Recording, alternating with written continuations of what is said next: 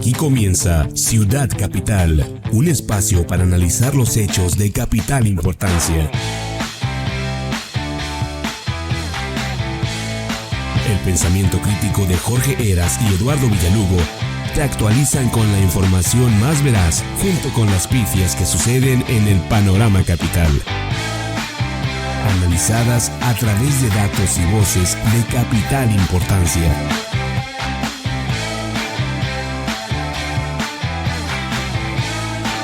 Inicia Ciudad Capital.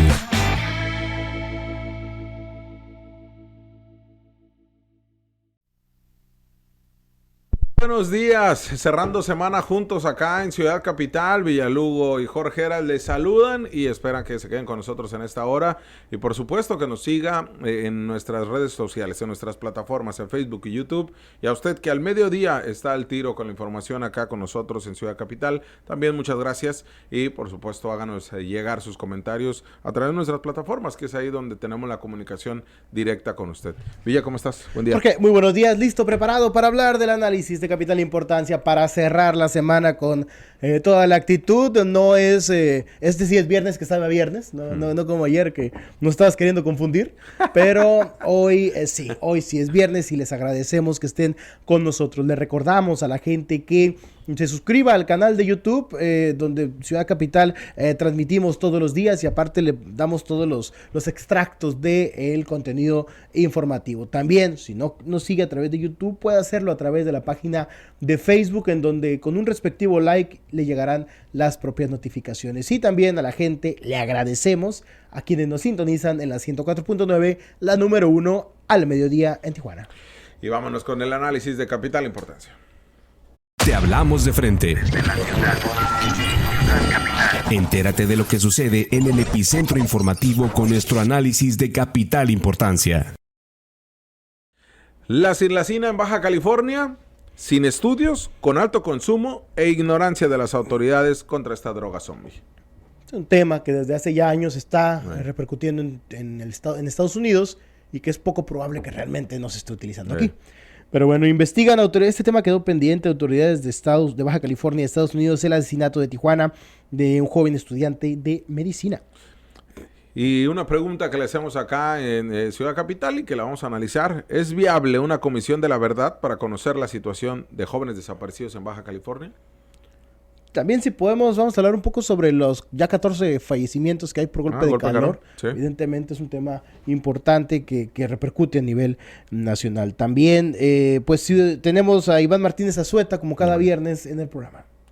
Y en la pifia del día, todavía no toma protesta Mario Delgado y ya le están haciendo caravana. Una pifia que la tenemos desde el lunes, pero ya, que pues ya la vamos a sacar el día de hoy. Y en la segunda pifia, coordinador, diputados locales y federales de Morena evidencian su plan M. Ahorita se lo vamos a comentar.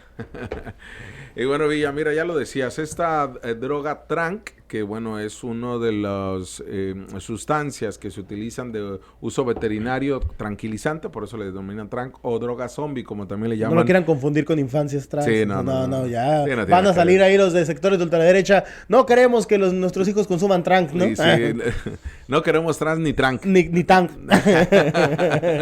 Era que les encanta confundir todo que es que salió una publicidad ahí increíble. No queremos que los mutilen con bebidas Tanq. No queremos que los mutilen el Tranq.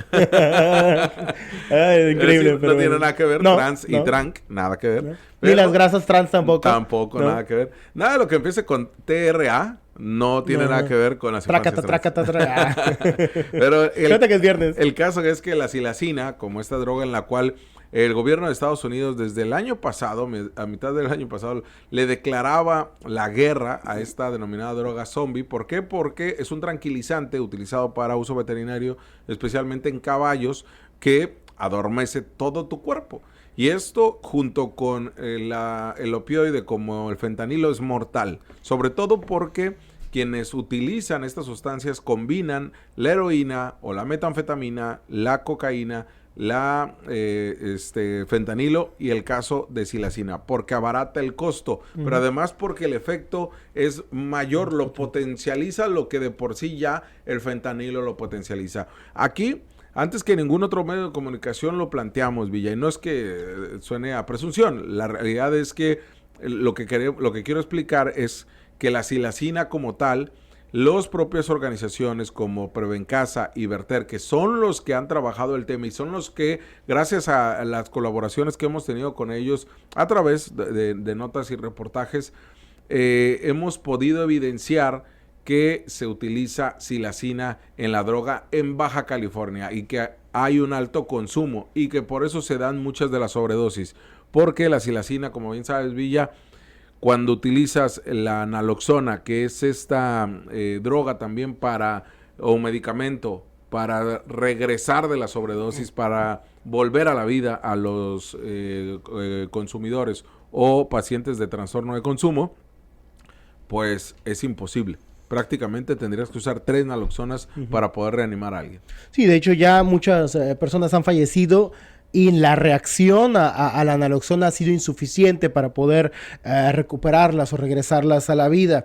Pues opioide, que también es un opioide al final de cuentas, como el propio fentanilo, ya se encuentra circulando en Estados Unidos, como tú lo comentas, desde el año pasado ya estaba generando una alerta. Pero lo curioso es que desde hace varios años, recordarás, Jorge, incluso cuando el fentanilo no era tema en México, ya empezó, y en Baja California, ya cuestionábamos a la autoridad sobre esto y estaba rebasada, ni siquiera tenía un solo estudio, ni un solo análisis sobre el propio fentanilo. Se hablaban de otras drogas, de la propia modificaciones de la metanfetamina, se hablaba de la China White, se hablaba de una infinidad de mundos, ¿no? Un mundo de opioides, de nervantes en general. Cuestionábamos sobre el fentanilo específicamente, sobre características, señalaban, no se produce aquí, no se vende aquí, no se tienen registros de nada. Conforme pasó el tiempo y la presión del gobierno de Estados Unidos principalmente empezó a generarse, autoridades locales empezaron a verse obligadas y federales a reconocer el problema del fentanilo como una realidad. ¿Qué pasa después? Se da esta situación en la que el Servicio Médico Forense, a raíz también de solicitudes y necesidades que se habían generado en los grupos o los sectores que atienden los temas de las adicciones, a empezar a identificar si había fentanilo dentro de los organismos de las personas que fallecían. Ahí fue cuando empezaron a detectar y a confirmar que efectivamente había consumo de fentanilo. La mayoría de este consumo a través de el disfraz que es la propia metanfetamina, o sea, mezclaban ambas drogas para abaratar costos, para aumentar su potencia, e incluso para hacer una especie como de prueba para ver qué tanto influye, qué tanto afecta, como si fuéramos un laboratorio, y a partir de ahí ya se estaba encontrando formalmente que ya habían incautado dosis, ya habían reventado un laboratorio en Mexicali, en la colonia de San Marcos, en 2018, si mal no recuerdo. Pero aún así seguían diciendo, no existe, no hay. Ahora empiezan a reconocerlo, pero ya tenemos otra cosa en puerta, Jorge, la silacina.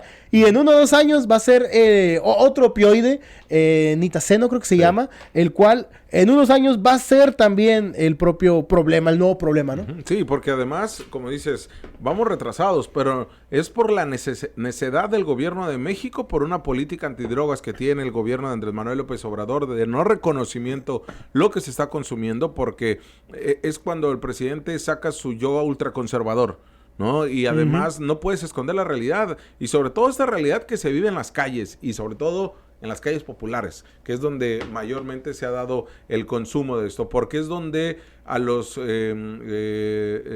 personas con trastorno de consumo, los dealers, pero no necesariamente el narcomenudista, sino quienes realmente tienen el control y manejo de la producción de droga, utilizan como conejillo de indias a los consumidores de las colonias populares. Usted no va a ver que alguien se muera de silacina en las zonas de alta plusvalía, donde sí hay consumo de cocaína y donde sí hay consumo de heroína e incluso de fentanilo. Pero va a haber pocas muertes ahí. Donde se concentran es en estas zonas donde son utilizados como conejillos de indias. Y ya les explicábamos por qué. Porque las mezclan para abaratarla y para potencializar su efecto. ¿Qué pasa con la silacina, Villa? Que si no fuera por Prevencasa, por Verter, ahorita estuviéramos navegando a ciegas. hoy ya tenemos identificado que gracias a Berter y a Prevencasa, porque se aliaron con una universidad de Canadá y universidades de Estados Unidos, pero además con un estudio que yo creo que lo van a sacar hasta que se va Andrés Manuel López Obrador, que es de la propia autoridad, el Instituto de Psiquiatría Nacional, donde identifican que en Baja California se consume fentanilo y donde hay presencia de silacina. Ya les mostrábamos hace unas semanas, un documento de la DEA donde precisamente habla que en esta frontera hay consumo de silacina. Y si hay consumo, en algún lugar la están produciendo. Solamente que el gobierno de México no lo quiere, lo está escondiendo. Afortunadamente, hay autoridades, como en el caso del Servicio Médico Forense, que están capacitándose y actualizándose con el tema de lo que les causa la muerte a las personas. Y entre ellas es la sobredosis y entre ellas está la silacina. Sí, y pueden continuar todavía negándolo porque incluso cuando hablábamos con el secretario de Salud en algún momento, él comentaba, es muy poca la gente que llega a urgencias por consumo de fentanilo, es realmente reducida la cantidad, entonces no lo vemos todavía como un problema grave de salud pública, pero cuando vemos las cifras de fallecimientos relacionados con este tipo de situaciones, evidentemente te demuestras que sí hay. Que probablemente no hay fallecimientos, pero sí hay consumo, y el consumo eventualmente te va a llevar a esto. Además, sobre todo, por ejemplo, en las zonas concurridas, como las zonas centros, tanto de Tijuana como de Mexicali, pero principalmente en Mexicali, ya se creó una cultura por parte de los consumidores para cargar con sus dosis de naloxona, no para consumirlas ellos, o no para una medida preventiva para ellos mismos como personas, sino para el que está enfrente. Ya definieron una cultura de identificar si alguien está bajo un proceso de sobredosis, ya saben cómo hacerle para inyectar a su compañero o a la persona que se encuentra con esta situación, con la intención de que cuando le pase a él, la otra persona también vaya y reaccione y lo atienda, porque son muy pocos tiempos los que te dan para reaccionar. Las posiciones en las que quedan las personas fallecidas son otro indicador. Ellos ya lo identifican y por eso están atendiéndolo de esa manera. Pero aguas, porque ya se ha habido casos, Jorge, lo recordarás, de policías incluso que han creído que están consumiendo cocaína y realmente consumen cocaína mezclada con fentanilo. Ya ha habido jóvenes en fiestas que viven lo mismo. O sea, ya hay tantas cuestiones alrededor que no podemos decir nada más es de las personas en situación de calle, que es una forma muy cómoda de desatender este problema, ¿no? Ya cae también en otros sectores que están siendo víctimas, ¿no? Sí, y ahí es uno de los elementos que plantea incluso el Poder Judicial a través de CEMEFO. Escuchemos la entrevista, bueno, más que entrevista, la atención a medios de comunicación en donde Ciudad Capital le cuestionó al doctor César González Vaca sobre el tema de la silacina. La silacina es una droga de abuso, de uso veterinario. Ese es el uso de la silacina. Es un narcótico, anestésico, relajante muscular que se usa en animales. Lo que hemos detectado nosotros en viajes a Estados Unidos, en Filadelfia, sobre todo, que es donde está esto más letal, donde están muriendo muchas personas por eso, es que ya está circulando y lo están utilizando. Esto vuelve mucho más difícil el revertir estos efectos. Ustedes saben que la naloxona es lo que se utiliza para revertir estos efectos en una sobredosis. Cuando tienen silacina no se puede revertir este efecto, entonces esto lo hace más letal. Nosotros en estos viajes que tuvimos a Estados Unidos nos compartieron allá los usuarios estas tiras para detectar silacina, pero no es para detectarlo en cadáveres. Esto es para detectarlo en la droga como tal de abuso, ¿sí? O sea, esto es para repartirlo a los usuarios y ellos sepan qué droga es la que están consumiendo. Eso lo están haciendo en los Estados Unidos. Es más o menos lo mismo que en la otra. Esto hace contacto con la sustancia para ver si tiene presencia o no de silacina y ya es que el usuario puede darse cuenta si contiene metanfetaminas, fentanilo o silacina. Aquí en México no se está haciendo estudios de búsqueda de silacina. Así como empezó el fentanilo, yo en lo particular no creo que seamos ajenos a esta problemática que tienen los Estados Unidos, ¿sí? Porque así como hay muertos por silacina ya, soy seguro que ya debe de haber muertos aquí por silacina, pero no la estamos buscando. Vaya, hasta que una autoridad realmente lo toma por lo que es. ¿Por qué? Porque el titular del Servicio Médico Forense ha estado en estos congresos o reuniones que organiza el gobierno de Estados Unidos, donde organizaciones de todo el país, como Prevencasa y Verter, pues dan a conocer los datos que tienen, y en donde no pueden esconder esto. Pero además, el gobierno de Estados Unidos, a través de la embajada, hace estos eventos para también decirle a México, hey, por mucho que lo quieras esconder, aquí está, ¿eh? Y ya lo dice el propio titular de CEMEFO, pues no tenemos estudios, no tenemos nada, pero no dudo que no se den aquí, porque si se dan en el Valle Imperial, también se van a dar acá. Y además de que ha quedado claro que no tenemos como forma como evaluarlo, hablaba también de la cantidad de recursos que costaría, ¿no? Poder llevar a cabo pruebas para poder detectar este tipo de consumo, ya no solo de manera cualitativa, sino cuantitativa, y se vuelve muy complicado. Pero aquí el tema es nuevamente señalar y exponer.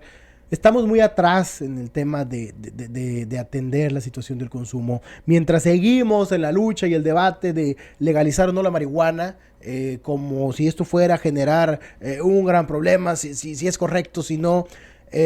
Tenemos temas de consumo, de que la metanfetamina ya está superada, sí. Que si bien sigue siendo la droga más usada del mundo, de este tipo de drogas sintéticas, ¿no? La realidad es que esto va avanzando muy rápido y las autoridades mexicanas no están teniendo el nivel ni el interés en mantenerse en punta de lanza para tratar de identificar y resolver esta problemática.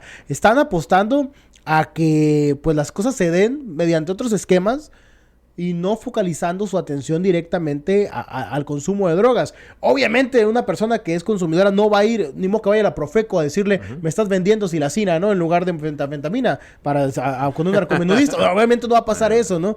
Entonces tendríamos que estar buscando como autoridad, como sociedad, estar a la vanguardia en estos temas por el gran problema de consumo que tenemos. Y lo lamentable es que nada más lo ven como un tema punitivo. Y ni siquiera la silacina. Por eso dentro del tema lo planteamos como que hay ignorancia por parte de las autoridades o omisiones, que para fin de cuentas termina siendo lo mismo. ¿Qué sucede? Que desconocen o se tapan los ojos y no quieren reconocer de lo que existe en materia de los opioides y en este caso del fentanilo y silacina. La silacina como esta droga tranquilizante, como esta sustancia que pues se puede adquirir sin ningún problema, te representa un grave problema de salud pública. Algo que no lo quiere atender el gobierno de México ni el gobierno de Baja California, reconociendo que existe. Y no hacen caso a los especialistas, Villa.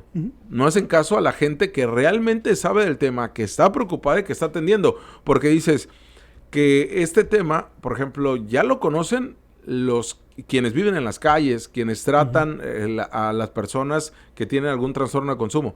Ellos ya lo trabajan, ellos ya lo tienen. Ellos ya tienen naloxona entre su kit de sobrevivencia, no de ellos, porque ellos no son consumidores como tal.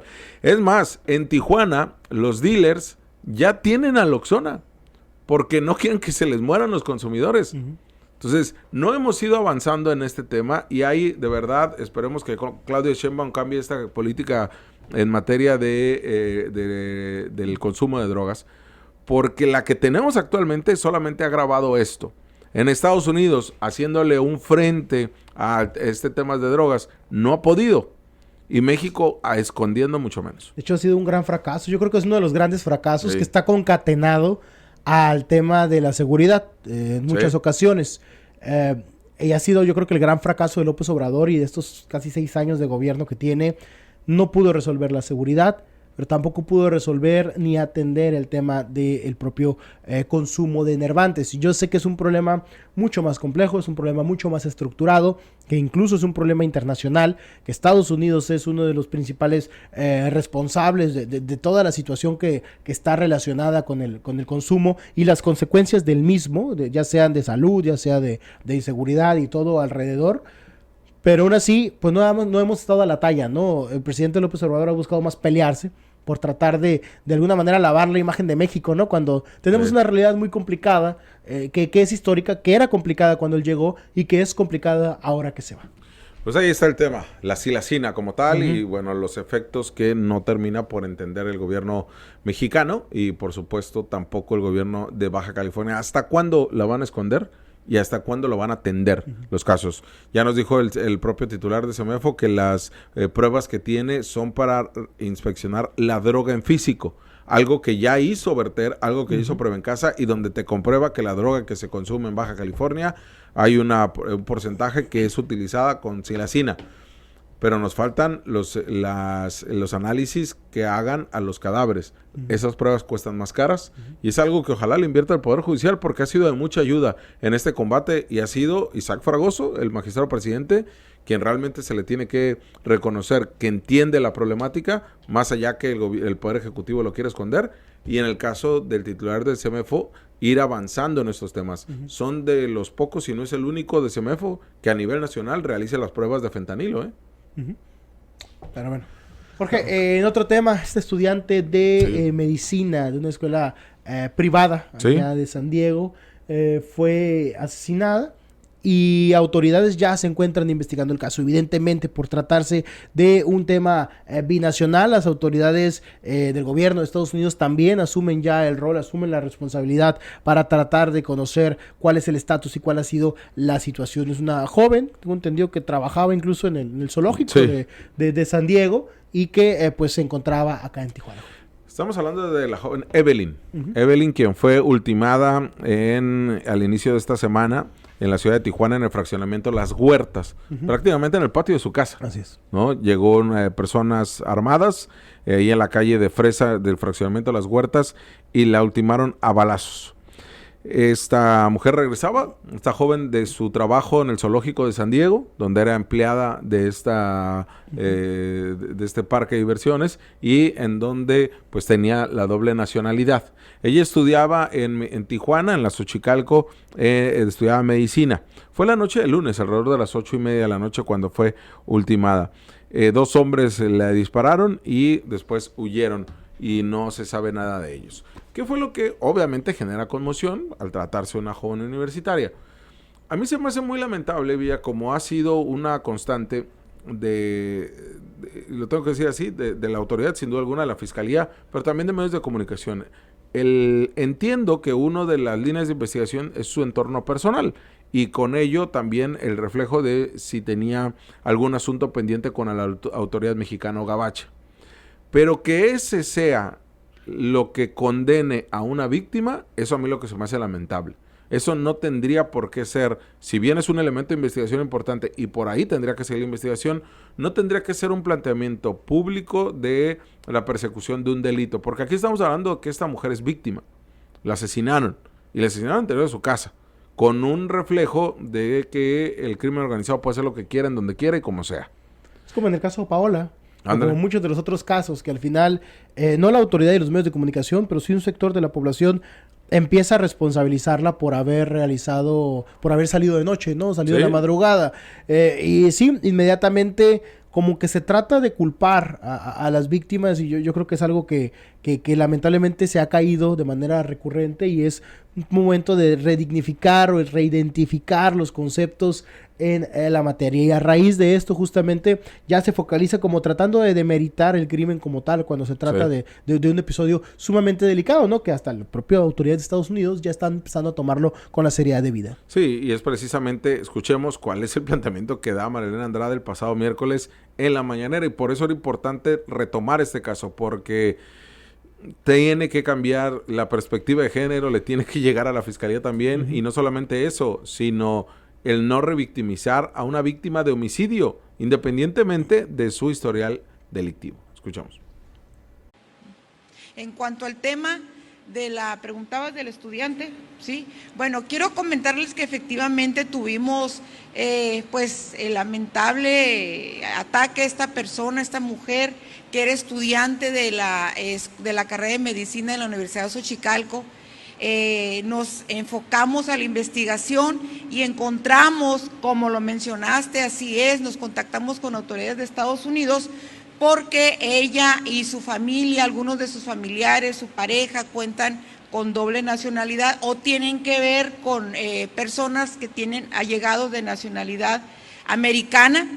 Ella trabaja en Estados Unidos gran parte de su vida la lleva en Estados Unidos y una vez en contacto con autoridades de allá, porque no encontrábamos un entorno aquí en ese momento, también se descartó totalmente su tema del estudio o trabajo o vivienda aquí en Tijuana. Ella cuenta con antecedentes, según nos informaron, por tráfico de metanfetaminas, lavado de dinero, e inclusive consideramos que la pareja sentimental está en unas investigaciones de alto impacto en aquel país y es la principal línea de investigación. Al parecer ya traía antecedentes que pudieran venir desde el vecino país y como siempre en coordinación con las autoridades de seguridad de Estados Unidos estamos compartiendo información. Pues al final no dijo nada más que tenía antecedentes penales, ¿no? Y con eso pareciera que ya se arregla todo o ya pudieras darle el carpetazo, ¿no? Como si ya fuera elemento. El gobierno de Estados Unidos también lo va a investigar, ¿no? Y con esto la investigación binacional a ver qué arroja. Y tienen que encontrar las personas que la asesinaron. Más independientemente de esa situación, yo insisto, ¿no? Siempre se dice, es que se le involucraba en esto, se le involucraba en aquello. Pues también es una omisión tuya, porque tenías que haberlo procesado. Claro. Tenías que haber realizado la detención, tendrías que haber hecho lo correspondiente, ¿no? Antes de que los grupos delictivos, si llegamos en el hipotético, que realmente se tratara de un caso o con este origen, pues es responsabilidad tuya. Pudiste haberlo detenido a tiempo y esta persona probablemente estaría en prisión. Sí. Y no estaría pues fallecida, ¿no? Después de un ataque. No digo que eso es, digamos, la hipótesis que está empezando a dirigir la fiscalía, por eso las declaraciones de Marilena Andrade, pero pues sí es algo que aún así no los exime de responsabilidad para tratar de resolver este caso. Sí, porque lo importante sería no escuchar su historial delictivo, sino, o porque además no sabemos si realmente fue sentenciado o no, o cómo la sorprendieron, o si ya la sentenciaron y ya pudo salir, porque nos está hablando de temas de metanfetamina. El problema acá es que nos tuvo que haber dado avances de si ya encontraron al responsable y qué fue lo que motivó para que en ese momento la asesinaran, ¿no? O sea, son dos temas de investigación totalmente distintos. Es como si a usted, no sé, por robarse, no robarse, sino por tener alguna relación con alguna persona, inmediatamente ya le achaquen que por eso te van a matar.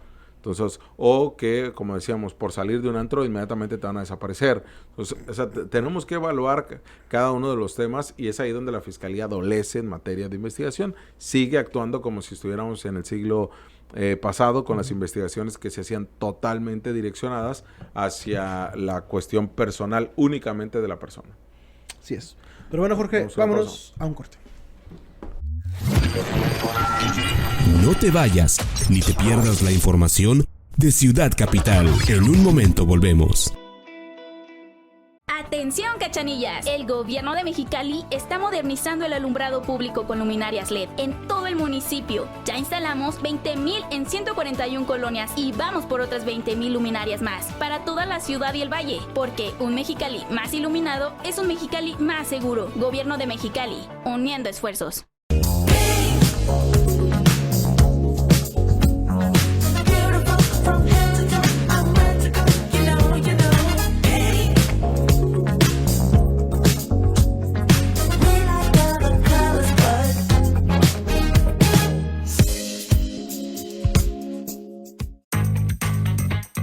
Esta es tu UABC. Que con la Policlínica de Especialidades Odontológicas te ofrece atención dental accesible con especialidades en ortodoncia, endodoncia, prostodoncia y periodoncia. Búscala en Facebook como Ciencias de la Salud UABC Mexicali. Atención Tijuana, Interceramic, lo mejor en pisos, baños y cocinas, ahora con una bodega de mayor capacidad y con mejor ubicación. Encuentra en Interceramic los materiales que desees para tu proyecto de construcción o remodelación. Con Interceramic tienes más disponibilidad y mejores tiempos de entrega. Compra en cualquiera de las tiendas Interceramic de Tijuana y ven a recoger tu material en la nueva bodega, ubicada en calle Vía Rápida a la Mar, Colonia Murúa Oriente. Interceramic, simplemente lo mejor. Esta es tu UABC. Que en la Policlínica de Enfermería te ofrece pruebas de detección de VIH, sífilis, prueba de Papa Nicolau, valoraciones en adulto mayor, así como otros servicios a bajo costo. Búscala en Facebook como Policlínica Universitaria Área Enfermería.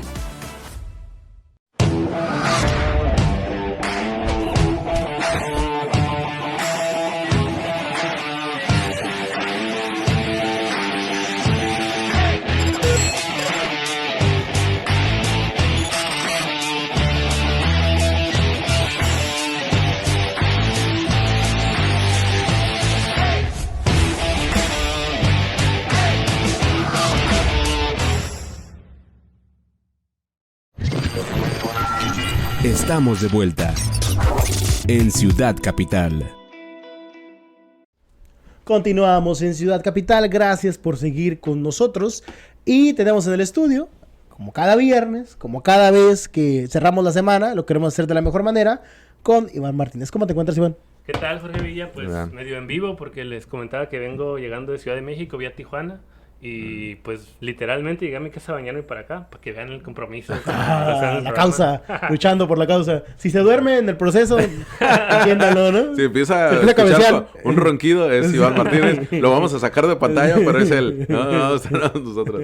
Oye, Iván, un tema que queríamos plantear contigo y que hemos venido haciendo en columnas Villa y yo es sobre la falta de una memoria histórica de temas relevantes para Baja California. Hablamos de que sí, en efecto, hay cronistas de la ciudad, hay estos reflejos de las violencias que nos van marcando, de procesos electorales que forman un antes y un después para la comunidad, ¿no? En Baja California, y nos vamos midiendo precisamente como si se tratase de mundiales de fútbol, ¿no? ¿Qué pasó antes o después del mundial? ¿Qué pasó antes o después de una elección? O de eventos importantes. Pero no tenemos memoria histórica y la memoria colectiva falla muchas veces en lo que realmente sucedió. Y la necesidad de lo que ha hecho, por ejemplo, el gobierno de Andrés Manuel, lo que han hecho otros gobiernos de crear comisiones de la verdad, incluso en Colombia, incluso en otros países de Sudamérica, donde Argentina, Brasil, le han apostado por temas de la dictadura militar. Pero en México, ante lo que manejó el PRI con su modo tan institucional de generar corrupción y también delitos, pues nos quedamos perdidos en tener comisiones de la verdad, que en Baja California mucho menos. Planteamos nosotros el tema de los desaparecidos como tema principal, desaparición de jóvenes en zonas de antros. Pero no sé, ¿a ti qué te parece, Villa? Sí, pero por ejemplo también tendremos que estar agregando ahí el caso del ejido Querétaro. Estamos hablando de 21 adultos mayores que perdieron la vida y que en algún momento se comparó incluso con el caso de la guardería ABC, que quedaron atrapados y que, si bien es cierto que hubo una investigación, la realidad es que la sociedad a ciencia cierta no lo tiene identificado como, por ejemplo, un luto estatal, que tendría que serlo, ¿no? Por la magnitud de la crisis. O el caso Shots, por ejemplo, ¿no? Todos los desaparecidos que hubo alrededor, la colonia Miguel Alemán con los 21 cadáveres, todo esto que está alrededor y que no se está documentando históricamente como para dejarlo como parte de la sociedad, ¿no?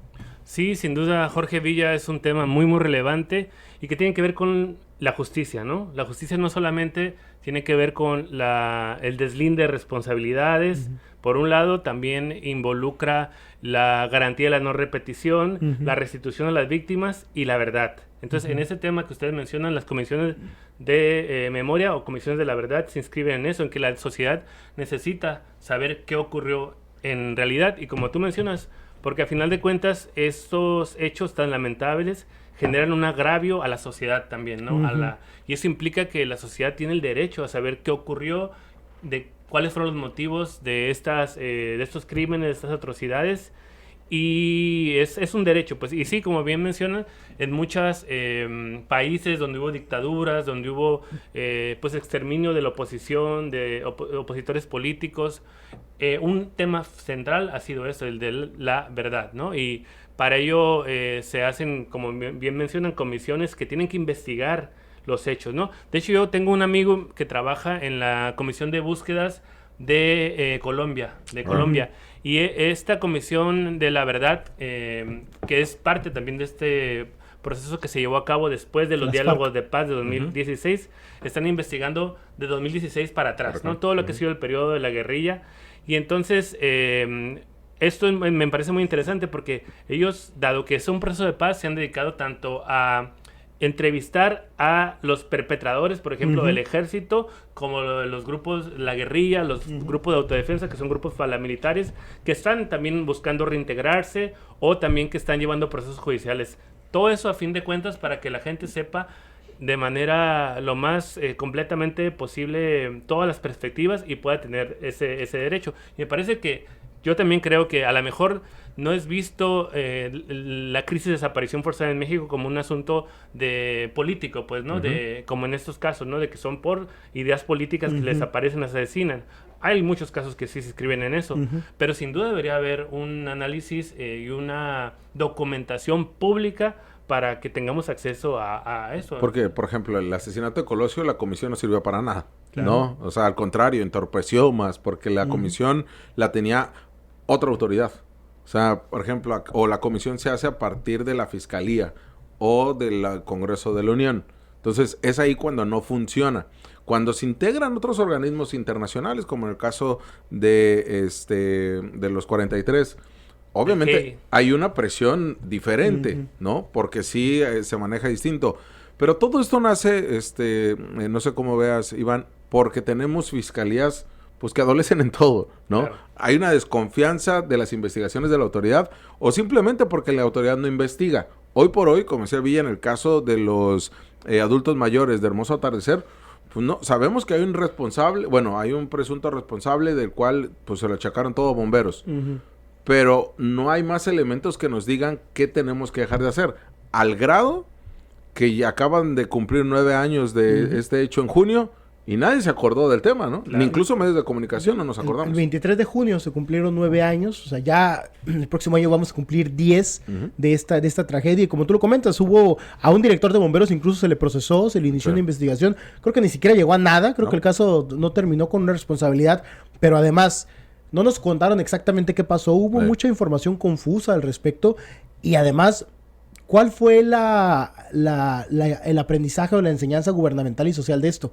O sea, no hubo más, o sea, no hubo vamos a tener que definir una política específica para tratar de proteger y cuidar y revisar este tipo de inmuebles y obligarlos o llevarlos, más bien encaminarlos hacia que puedan todos tener este tipo de condiciones para evitar una tragedia como estas. Quedaron atrapados más de 40 adultos mayores, de los cuales murieron 21, si mal no recuerdo, calcinados. O sea, 2 de ellos todavía murieron en hospitales, pero o sea, no es una cuestión menor, Iván. Claro. Sí, totalmente. Incluso hay algo muy grave que pareciera que hay una descartabilidad de estas personas por ser adultos mayores, por estar en un centro como ese, ¿no? Y que muchos no fueron reclamados. 7 cadáveres no fueron reclamados. Murieron en el olvido. Sí, completamente. Y como bien dices, tendría que haber un mecanismo solamente para saber cuáles fueron esas fallas institucionales, sino cómo revertirlas, incluso con la participación de las víctimas, ¿no? Un ejemplo claro es la Ley 5 de junio de los padres y madres de la guardería ABC, que han pasado por todo un proceso, no solamente de protesta, sino también de revisión de cuáles fueron esas fallas institucionales, los mecanismos que permiten la corrupción con la privatización de las guarderías, y hicieron una propuesta que han estado empujando en todo el país para que se apruebe, para garantizar condiciones dignas para las estancias infantiles, ¿no? Entonces, esa es otra parte de lo que debería ser la justicia, ¿no? Pero me parece que es fundamental el involucramiento de las víctimas, ¿no? Y por eso, y que también que las fiscalías pongan a personas independientes, investigadores, que tengan calidad moral. Por eso, en el caso de Ayotzinapa, el grupo interdisciplinario de expertos independientes, que tiene mucho prestigio, generaba que, digamos, una legitimidad muy fuerte, que sé que las familias tuvieran la confianza de que por ahí iba la vía, ¿no? Que hasta ahorita ha quedado debiendo el Estado mexicano. Claro. Pero eso, tiene que involucrarse a las víctimas y tienen que ser personas con calidad moral y que resuelvan, pues. En su momento, la célula de investigación y desaparición de Gonzalo y Soraya planteaban una comisión de la verdad. Ellos sí plantearon y nadie los peló, no generó un eco ni resonancia.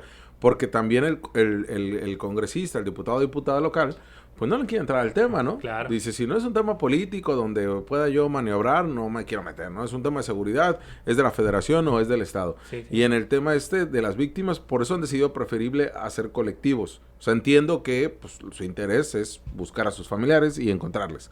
Pero acá sí tiene que haber un interés de la sociedad como tal de exigir tener o una comisión de la verdad o un trabajo paralelo de la fiscalía que nos determine qué fue lo que sucedió. O sea, a partir de ahí, ¿qué fue lo que sucedió? Porque organizaciones como Causa en Común, pues han hecho más, o Elementa han hecho más que la propia fiscalía en decirnos de manera transparente las carpetas de investigación y cómo se están trabajando esto, ¿no? Si usted tiene oportunidad de ver el trabajo que realizaron estos grupos interdisciplinarios en Colombia con el caso de las FARC, es increíble, te lo recomiendo totalmente, es algo que usted tiene que ver, son como 120 horas realmente de consumo, no le digo que lo vea todo, pero sí observe algunas partes, porque si bien está el estudio completo en escrito, en texto, también están historias, están infografías, hay videos producidos, hay videoarte incluso incluido en eso, hay música que de alguna manera busca mostrar testimonios de víctimas. Es una amplia gama de formas en las cuales se describe lo que se vivió durante el periodo de las FARC a partir hacia atrás del 2016 y todo este amplísimo periodo de paz. Eso es lo que tenemos que estar buscando. Ellos ya, a partir de esto, ya pudieron recabar testimonios específicos, tanto tú lo dices como de perpetradores, como de familiares de víctimas, como las propias víctimas de todo lo que vivieron y todo lo que representó la propia dictadura, la propia guerrilla de las FARC. Entonces, todo esto sirve como para realmente identificarnos. Esto fue lo que pasó. Esto fue lo que se sucedió en la colonia Miguel Alemán, con 21 personas que fueron asesinadas y sus cuerpos fueron enterrados en este punto hasta el momento, porque todavía no han terminado la búsqueda y no ha habido interés en continuar con la búsqueda por parte de la autoridad. No han terminado de revisar todos los cuadrantes y nada más en un pequeño espacio encontraron 21. Y luego en otra zona, en Algodones o los alrededores de Algodones, encontraron otros cientos de restos óseos que también necesitan una explicación. Y no nos están dando la explicación bajo el argumento de que es un tema de investigación, que el sigilo de la investigación. A ver, no solo necesitan la justicia a las familias, que es lo más importante probablemente, que ya no tienen justicia pronta y expedita porque ya pasó un año. Necesitamos saber qué pasó como sociedad. Necesitamos saber qué van a hacer a raíz de eso para que ya no vuelva a ocurrir lo que has dicho, Iván, y que creo que se está dejando de lado por parte de las autoridades y de los sectores, ¿no? En general. Sí, totalmente, Villa. Incluso es muy práctico el sentido de que se sepa la verdad, en el sentido de que nosotros, si una familia quiere llevar a un adulto mayor o el propio Estado a uno de estos centros, que sepa que la familia de esa persona, que no se va a repetir un caso como este, u otros, como en el caso de la guardería a veces, sin duda, ¿no? Entonces, esto que mencionas es muy, muy importante. Yo sí creo que también hay mucho que aprender del caso Colombia, porque también se habla de que México se colombianizó, ¿no? Por todo este tema de la guerra contra el narcotráfico, como incluso estrategia para facilitar el acceso a los recursos naturales de los capitales, ¿no? Una lectura más política del caso. Entonces, todo eso tiene que estar ahí. Y otro tema que me parece relevante es el tema de los monumentos, ¿no? Oye, rápido, Iván. Incluso con el sistema de justicia. Se copió el sistema de justicia de Colombia, claro, ¿no? Que fue punto de partida del nuevo sistema de justicia penal. O sea, tenemos muchas particularidades como esa, ¿no? Pero perdón. Sí. Y así como primero Calderón declaró la guerra al crimen organizado, a las drogas, pues también tenía que pasar por un proceso de paz para revertir esa condición de guerra. No solamente buscar cambiar, digamos, los sistemas de justicia, cómo se enfrenta el crimen organizado, también con, como se ha dicho, el gobierno federal actual atendiendo las causas, sino también buscar un proceso de paz con las familias, porque siento yo, bueno, es evidente que hay un dolor colectivo, ¿no? Que está ahí presente. Obviamente no podemos comparar el dolor con lo que están viviendo los familiares directos, pero está ahí y eso se tiene que saber. Y decía el tema de los monumentos, ¿no? Que a final de cuentas pudieran parecer estériles, pero es algo simbólico y que en este caso se ha revertido el sentido en el hecho de que los familiares, los de las víctimas, han hecho monumentos, que es lo que se conoce como los antimonumentos en la Ciudad de México, ¿no? De los mineros de pasta de conchos, de los 43, por supuesto, de la guardería ABC, en fin, las víctimas han llevado esto para que la sociedad no lo olvide y lo tenga presente, pues, ¿no? Digamos, se hacen parte de estos procesos de paz y de justicia. Por eso lo han hecho los colectivos, cada año hacen vigilias, por ejemplo, en la zona fuera del Shots.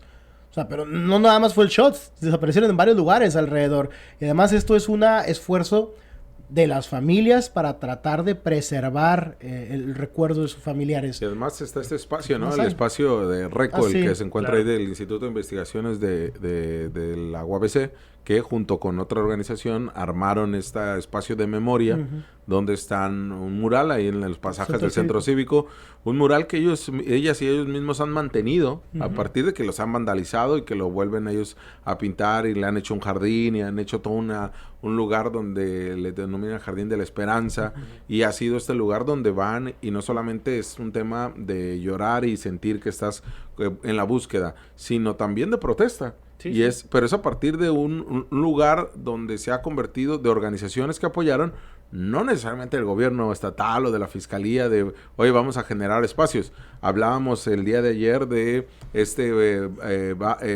restaurante, este bar disfrazado de restaurante a un costado del Bar Shots, donde al contrario, aquí la autoridad municipal autoriza que se sigan abriendo y que se sigan haciendo, ¿no? Sí, totalmente, ¿no? Incluso hace todo lo contrario de lo que estamos hablando, ¿no? O sea, en lugar de buscar, incluso aparentar que está, digamos, atendiendo la problemática, aprueba este tipo de lugares donde se han llevado este tipo de prácticas y criminales lamentables, y el caso de Paola, pues es el más dramático. Sí. Y ahí es también donde se ve la herida colectiva, ¿no? Como vimos la respuesta ciudadana ante este atroz caso, ¿no? Sí, la gente realmente se volcó hacia este tema, tuvo un interés genuino por conocerlo, hasta en la forma en la que se compartió la imagen del conductor de este Didi, demostraba que la gente tenía interés. Algunas personas acudieron incluso a apoyar en las búsquedas con la intención de formar parte de este esfuerzo. No podemos cuestionar a la gente por los intereses que tiene. Ese es un tema genuino que se le genera, y no por eso no es importante todo lo demás.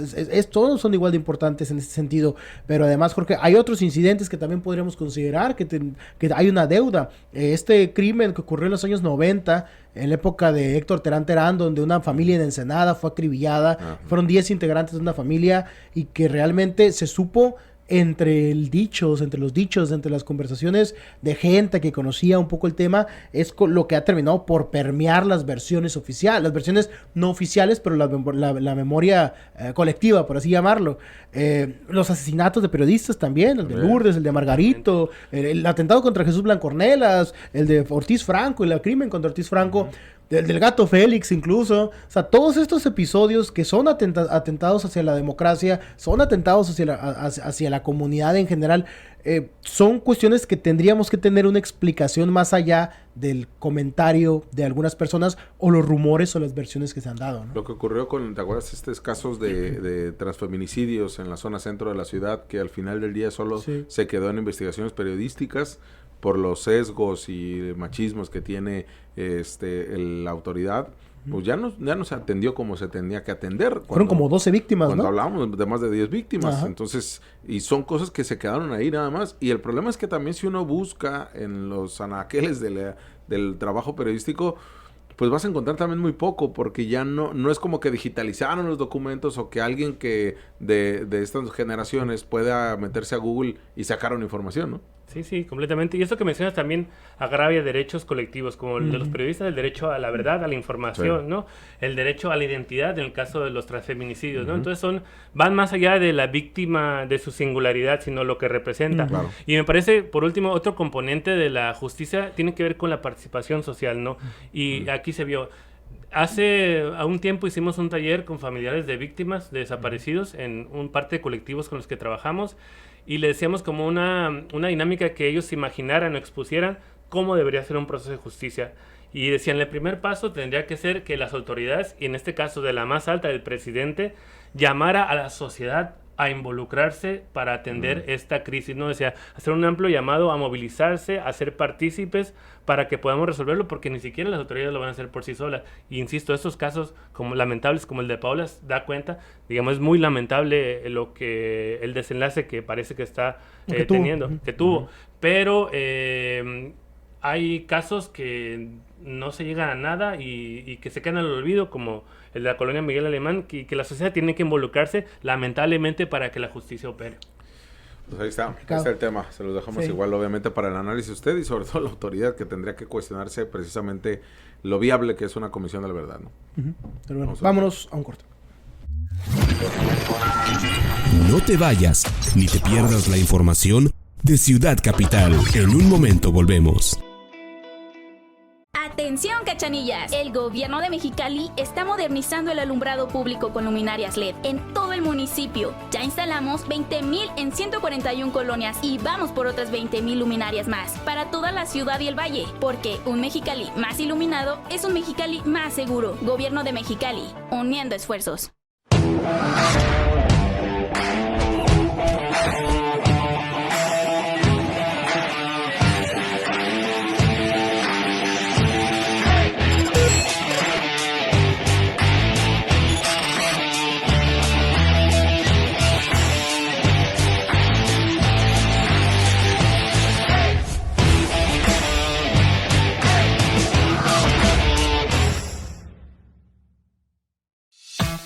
Esta es tu UABC, que cuenta con la Policlínica de Medicina General. Está abierta al público. Te ofrece consultas médicas, rayos X y electrocardiogramas a bajo costo. Búscala en Facebook como Policlínica Universitaria F Medicina. Atención Tijuana, Interceramic, lo mejor en pisos, baños y cocinas, ahora con una bodega de mayor capacidad y con mejor ubicación. Encuentra en Interceramic los materiales que desees para tu proyecto de construcción o remodelación. Con Interceramic tienes más disponibilidad y mejores tiempos de entrega. Compra en cualquiera de las tiendas Interceramic de Tijuana y ven a recoger tu material en la nueva bodega, ubicada en calle Vía Rápida a la Mar, Colonia Murúa Oriente. Interceramic, simplemente lo mejor. Esta es tu UABC, que con la Policlínica de Especialidades Odontológicas te ofrece atención dental accesible, con especialidades en ortodoncia, endodoncia, prostodoncia y periodoncia. Búscala en Facebook como Ciencias de la Salud UABC Mexicali. Estamos de vuelta en Ciudad Capital. Muchas gracias por continuar con nosotros aquí en Ciudad Capital. Y Jorge, ya nos queda poco tiempo, pero suficiente como para las pifias. Las pifias del día, y el día de hoy tenemos dos que también vienen muy ad hoc para el tema político, y es que, pues ya sabes, Iván, que desde la semana antepasada, fue designado Mario Delgado como el secretario de Educación Pública, algo que para la CENTE, para el CENTE también de Oaxaca, de Guerrero y de Chiapas se manifestaron porque consideraban que era una aberración, por lo que significó Mario Delgado como senador del PRD, impulsor prácticamente de esta reforma educativa que después pues el López Obradorismo echó abajo. ¿Qué sucede? Pues que lo nombran titular de la SEP, y eso sin duda alguna ya tendría que haber sido pifia por sí sola. Pero lo que ponemos ahorita como pifia, Iván, es que más tardes que perezosos, los líderes sindicales de Baja California, del gremio magisterial, se pronunciaron a favor de esta medida. Y ahí tenemos las imágenes como el CENTE, la 37, y el CETE, pues aplaudiendo y diciendo que vamos a caminar juntos contigo, Mario Delgado, para sacar la educación adelante. No solo se tiraron al suelo, sino que rodaron. Además, o sea, rodaron hacia una colina abajo y todo lo posible, ¿no? Ahí está, mira, por ejemplo. Podemos ver también otra imagen de Héctor Lara, pero ahí están los líderes de los sindicatos que dicen: yo voy contigo, Mario, yo siempre confié en ti, yo siempre creí que tú eras el mejor perfil para ser secretario de Educación. Yo siempre creí que eso que estabas haciendo para afectarnos era una fachada de tus verdaderas intenciones. Estabas obligado por las circunstancias, ¿no? Tiene hasta fotos con Claudio X González, porque fue uno de sus operadores, ¿no? De quien negoció el Pacto por México, que a final de cuentas son quienes han financiado o impulsado la Marea Rosa, estos frentes, o le cambian nombre a sus frentes ciudadanos, que a final de cuentas es pues el PRIAN, ¿no? De fondo, ¿no? Pero sí, la verdad es bastante lamentable en sí misma la designación de Mario Delgado, y yo creo que va a ser una relación muy tensa la que se va a tener con el Magisterio Independiente Democrático, que es la CENTE y otros grupos, porque pues representa esa neoliberalización de la educación, para decirlo así en términos llanos, ¿no? Y pues sí, incluso, no sé si vieron que creo que el mismo día que designaron a Mario Delgado, los rectores de las universidades estatales públicas, incluyendo el de la UABC, se pronunciaron a favor de Mario Delgado. Claro. Entonces todos le están rindiendo pleitesía de adulación, ¿no? Como si fuera el gran pedagogo, el gran artífice de la educación pública, cuando es un tipo negocio. Y eso también da lamentablemente malos signos en relación a la educación, porque se esperaría que una científica que ha estado en escuelas públicas, que ha defendido la educación pública, recordemos que Sheinbaum, digamos, inicia el activismo estudiantil defendiendo la educación pública en la huelga del 80 y... ya se me olvidó. 89, no, fue la anterior. Bueno, la anterior. Y que le daría un peso muy fuerte a la educación, ¿no? Entonces eso es todo un tema político y de pifia también. Pues sí, porque además, por ejemplo, ¿qué es lo único que respalda a Mario Delgado para ese puesto? ¿No? Que como dices, Claudia Sheinbaum había colocado, designado a personajes o personas o líderes incluso de cada gremio en la Secretaría de Agricultura, en la Secretaría de Salud, en todo lo había planteado muy bien y no habían peros en lo que ni de la oposición. Pero a Mario Delgado lo único que le respalda que fue titular del que fue a la primaria, ¿no? que fue titular de una especie de dirección o secretaría de educación en el gobierno de Ciudad de México. Ciudad de México. Uh-huh. Lo único. Claro. Y la reforma que al final del día fue un lastre, ¿no? Entonces sí, no hay nada que le respalde, no hay nada que tú digas, bueno, sí, Mario Delgado es bueno porque tiene esto es un background. Como en su momento, ¿recuerdas cuando pusieron a Rosario Rodríguez como también titular de la Secretaría de Educación en Baja California con Kiko Vega? Que lo único es que había sido maestra de escuela frente a grupo, creo 2 años. Uh-huh. Y eso era lo único que le respaldaba. Cuando el problema del magisterio, cuando el problema de la educación, y sobre todo ahorita con el nuevo modelo educativo que tiene el presidente Andrés Manuel y que le va a seguir Sheinbaum, es más complejo que eso. Claro. Y de hecho, a lo que yo escuchaba con algunos analistas es que esta Secretaría de Educación va a terminar siendo nada más un cascarón cuya intención va a ser una relación sindical. O sea, va a ser trabajar con el personal, va a ser trabajar con los sindicatos y con toda esta gran estructura que tiene la SEP, ¿no? Que es de personal. Y que realmente quien se iba a encargar de la educación como tal era esta Secretaría de Cultura, Tecnología y Humanidades que van a crear. O sea, van a hacer otro órgano para dejarle a Mario Delgado un cargo que se encargue nada más de política y el otro va a ser para temas de educación. Y uno se puede empezar, como para qué diablos, ¿no? Sí, no lo metas nada más y ya se acaba el maldito problema, ¿no? Ay, es como cuando pusieron el año de Ricardo Flores Magón, ¿no? Es el presidente Andrés Manuel, totalmente contrario a los ideales de Flores Magón. Aquí falta que nada le pongan la nueva secretaría José Vasconcelos, ¿no? Desapareciendo la SEP totalmente y creando una subsecretaría que hubiera sido entendible que pones a Mario Delgado en la subsecretaría atendiendo únicamente el tema sindical. Sí, sí. Incluso se puede ver como que es una forma de operación electoral, ¿no? Porque al final de cuentas Mario Delgado es un negociador con distintas fuerzas y ha sido un operador político que ha permitido ganar elecciones a través de muchas alianzas. Entonces es un operador electoral.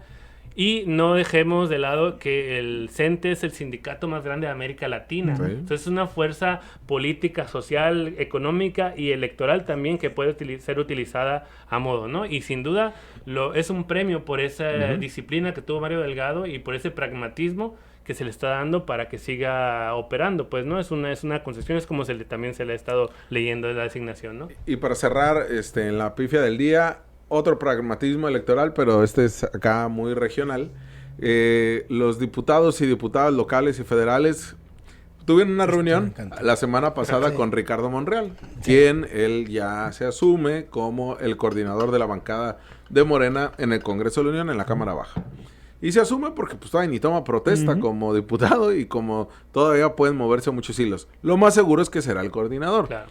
Se reunió para, junto con Castro Trenti, para pues nada más decir que va a ser trabajar en conjunto, ya sabe, la típica planteamiento político. Y en esa reunión estuvieron diputados locales y federales. Pues prácticamente parecía que estaban abrazando como en su momento lo hicieron con Adán Augusto, ¿eh?